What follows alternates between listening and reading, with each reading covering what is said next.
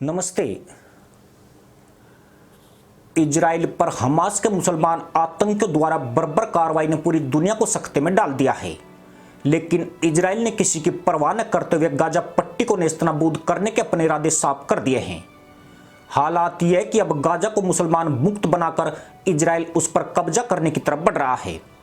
पूरी दुनिया के मुसलमान अपनी आंखों के सामने अपनी कौम को निपटते हुए देख रहे हैं, लेकिन किसी की इतनी औकात नहीं जो थूथन उठाना तो छोड़िए उसे इधर से उधर भी हिला सके। इजराइल एक एक मुसलमान आतंकी का सफाया कर रहा है और यकीनन उसने गाजा पट्टी का नक्शा बदल कर रख दिया है। दुनिया के बाकी हिस्सों में कुछ मुसलमान जरूर पिछवाड़ा उठा रहे हैं, लेकिन गाजा में सारे गाजी अम्मा अब्बा की चित्कारें लगा रहे हैं। आने वाले दशकों तक भी दुनिया को पता नहीं लगेगा कि गाजा में कितने लोग हूर मिलन के प्रोग्राम का हिस्सा बने थे। यहां असुर संगार पूरे वेग पर है और चारों तरफ मची चीख पुकार और भगदड़ उसका संकेत देती है। इजराइल की इस कार्रवाई के बाद भारत में भी हलचल तेज हो गई है, क्योंकि यहां भी कुछ देशद्रोहियों ने भारत की राज्य नीति के उलट क्रूर हमास का समर्थन किया है। यह देश के भविष्य के लिए बहुत बड़े खतरे का आगाज है, जिससे अभी नहीं निपटा गया तो अगले कुछ दशकों में यहां अगला गाजा तैयार हो जाएगा। यूं भी देश के कई हिस्से ऐसे हैं जहां वोट बैंक के लालची सत्ता भक्षियों ने गाजा तैयार कर दिए हैं और बहुसंख्यक तबका अपने ही देश में पलायन करने को मजबूर हो रहा है। और यह सब वहां नहीं हुआ जहां बौद्ध, ईसाई या सिखों की घनी आबादी है, बल्कि मुस्लिम इलाकों से गैर मुसलमान भाग रहे हैं। इजराइल पर मुसलमानों के हमले के बाद तो हालात और भी डरावने हो गए हैं, क्योंकि इन लोगों का कोई भरोसा नहीं रहा है। देश में पहली बार उस 42वें संविधान संशोधन को हटाने की मांग तेज हो गई है, जिसने भारत के सामाजिक ताने बाने की चूल्हे हिलाकर रख दी है, क्योंकि इसी संविधान संशोधन ने हिंदुओं को अपने ही देश में छूत बना दिया है और कबाड़ा बीनने वाले, आतंक फैलाने वाले और गला काटने वालों को देश के संसाधनों पर पहला अधिकार देने की कोशिश की है। यानी टैक्स कोई भरे और मजे कोई और उड़ा रहा है। दरअसल 42वां संविधान संशोधन, जिसे इंदिरा गांधी की सरकार ने पारित किया था, इसी संशोधन के तहत ही भारत को धर्मनिरपेक्ष राष्ट्र का चोला पहनाया गया था, जबकि गांधी और नेहरू की कुटिल चाल के तहत स्वतंत्रता के बाद से ही भारत को बिना संसद से पारित किए ही धर्मनिरपेक्ष राष्ट्र का दर्जा दिया गया था। यानी भारत 1947 से लेकर अगले 30 वर्षों तक कानूनी रूप से धर्मनिरपेक्ष देश नहीं था, लेकिन 1976 में इंदिरा गांधी के प्रधानमंत्री रहते हुए आपातकाल के दौर में 42वें संविधान संशोधन के द्वारा भारत के संविधान की प्रस्तावना में 3 नए शब्द जोड़े गए थे।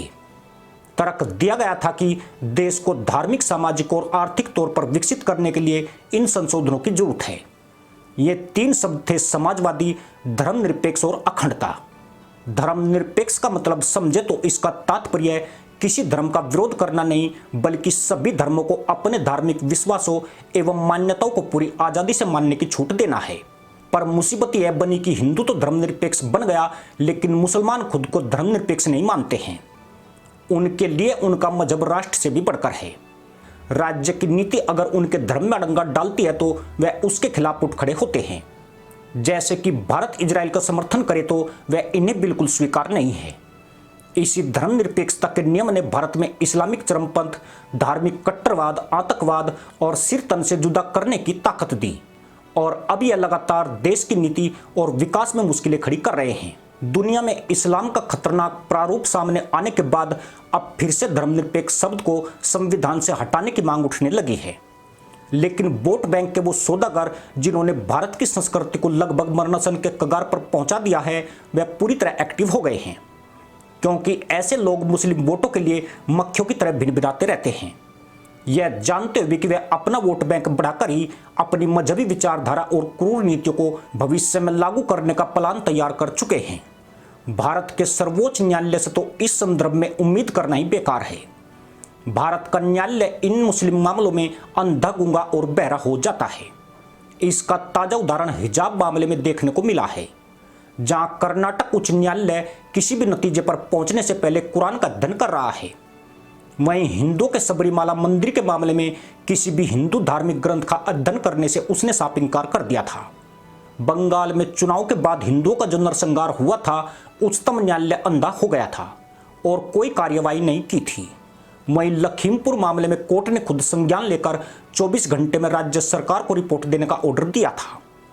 वहीं भारत की संसद भी सीए और एनआरसी जैसे साधारण कानूनों को भी 2 साल बाद भी लागू नहीं करवा सकी है, क्योंकि वोट बैंक के भेड़िया मुद्दा लपकने की ताक में बैठे हैं, जबकि हिंदू कुंभकर्णी नींद में सोया पड़ा है और गंगा जमुना की ताल पर थिरक रहा है। ऐसे में पीएम मोदी किन लोगों के दम पर इतना बड़ा संशोधन कर सकते हैं? जबकि भारत में भी इजराइल जैसे राष्ट्रवादी लोग होते तो सब कुछ संभव हो सकता था। आज इजराइल का प्रत्येक यहूदी अपने धर्म के लिए मर मिटने को तैयार खड़ा है और उनकी जीत इसलिए पक्की है क्योंकि वे क्रूर दानवों के खिलाफ युद्ध कर रहे हैं, पर हिंदू फलाना ढिमका में ही गुणा भाग कर रहा है। इसी के साथ अनुमति दोस्तों, जय हिंद, वंदे मातरम।